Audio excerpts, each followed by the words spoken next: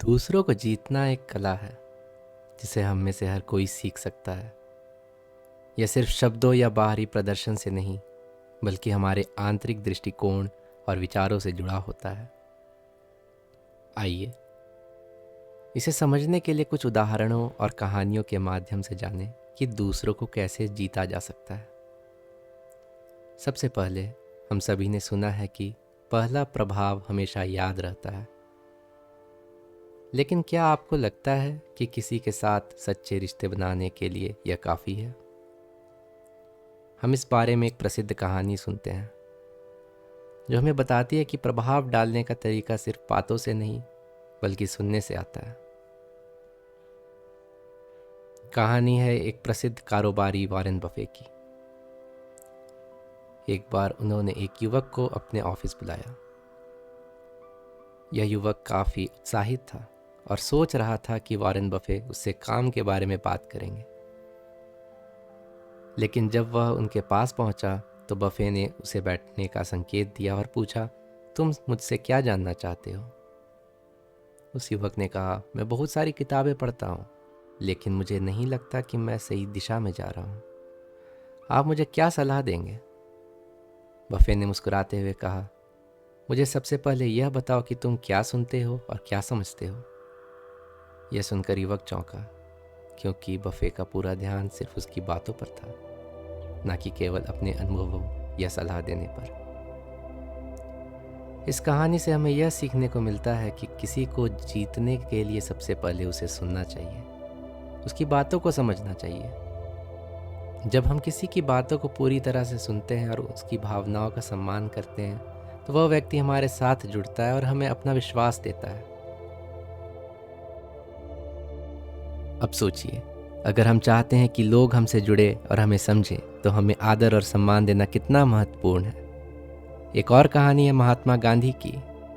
जब गांधी जी दक्षिण अफ्रीका में थे, तो उन्होंने वहाँ के अंग्रेज अधिकारियों के सामने एक ऐतिहासिक कदम उठाया। एक बार जब एक अंग्रेजी अधिकारी ने उन्हें बहुत अपमानित किया, तो गांधी जी ने उसे चुपचाप सुना और फिर उसे तर्क से समझाया, लेकिन उन्होंने कभी गुस्से में आकर कोई कठोर शब्द नहीं कहे। गांधी जी का मानना था कि आदमी से आदमी का रिश्ता आदर और समझ से मजबूत होता है। उनकी यह सोच न केवल उन्हें दक्षिण अफ्रीका में लोकप्रिय बना पाई, बल्कि पूरी दुनिया में उनके नेतृत्व को सहारा दिया। गांधी जी की यह कहानी हमें यह सिखाती है कि आदर और विनम्रता से हम दूसरों के दिलों में जगह बना सकते हैं। यदि हम किसी का अपमान करते हैं या उसे नीचा दिखाते हैं, तो हम केवल एक दीवार बना लेते हैं। लेकिन अगर हम आदर से पेश आते हैं, तो वह दीवार टूटकर एक मजबूत रिश्ता बन जाती है।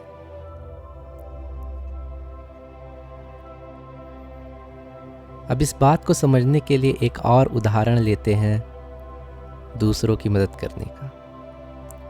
जब हम किसी की मदद करते हैं, तो वो हमारे साथ जुड़ता है और हमारे साथ अपने विचार और भावनाएं साझा करता है। एक प्रसिद्ध कहानी एबीसी कंपनी के संस्थापक की है, जो एक छोटे से व्यवसाय से शुरू हुए थे। एक दिन उन्होंने देखा कि एक लड़का सड़क पर गिरी हुई चीजों को उठाने की कोशिश कर रहा है। उस दिन उन्होंने लड़के की मदद की और उसकी कठिनाइयों को समझा। बाद में उस लड़के ने कहा कि वह कभी नहीं भूल सकता कि कैसे उस दिन कोई अजनबी उसकी मदद करने के लिए सामने आया। यह कहानी हमें सिखाती है कि सच्चे रिश्ते वही होते हैं जो हम दूसरों की मदद करने से बनाते हैं। जब हम किसी की मदद करते हैं, तो व्यक्ति हमें सम्मान और प्यार से देखता है और हम उसके दिल में एक स्थायी स्थान बना लेते हैं। मदद करने से सिर्फ एक अच्छा कार्य नहीं होता, बल्कि यह संबंधों को भी गहरा करता है। लेकिन क्या आपको लगता है कि हर बार हम दूसरों से कुछ पाने की उम्मीद रखनी चाहिए? एक और दिलचस्प कहानी है राजा शिवाजी महाराज की। उनके दरबार में एक काका था जो हमेशा किसी के बिना कहे उसकी मदद करता था। एक दिन राजा ने काका से पूछा, तुम मुझे क्यों मदद करते हो, जबकि तुमसे कभी कोई उम्मीद नहीं की जाती? काका ने मुस्कुराते हुए कहा, राजन, मैं सिर्फ इसलिए मदद करता हूँ क्योंकि मुझे खुशी मिलती है। मुझे उम्मीद नहीं कि मुझे बदले में कुछ मिलेगा, लेकिन मुझे विश्वास है कि यह अच्छाई हमेशा वापस आएगी। यह कहानी हमें यह सिखाती है कि कभी भी किसी से बदले की उम्मीद नहीं रखनी चाहिए। अगर हम किसी को दिल से मदद करते हैं तो वह हमें खुद महसूस करेगा कि हम उसकी भलाई के लिए काम कर रहे हैं। यह हमें दूसरों के साथ सच्चे और ईमानदार रिश्ते बनाने में मदद करता है। अब हम यह बात समझ चुके हैं कि रिश्तों में सबसे महत्वपूर्ण है सहानुभूति और धैर्य। एक छोटी सी कहानी है जो इस पर प्रकाश डालती है। एक बार एक छोटे से गांव में एक शिक्षक ने अपने विद्यार्थियों से कहा, जो विद्यार्थी सबसे ज़्यादा सहानुभूति दिखाएगा उसे मेरे द्वारा पुरस्कृत किया जाएगा। बहुत से विद्यार्थी इस चुनौती में शामिल हुए, लेकिन एक छोटे से बच्चे ने सबको चौंका दिया। उसने अपने सहपाठी की मदद की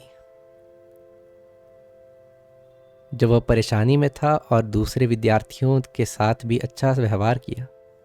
शिक्षक ने उसे सम्मानित किया क्योंकि उस बच्चे ने दिखाया कि सहानुभूति और धैर्य से हम दूसरे लोगों की आसानी से जीत सकते हैं। आखिरकार एक सच्चे और स्थायी रिश्ते का आधार है ईमानदारी।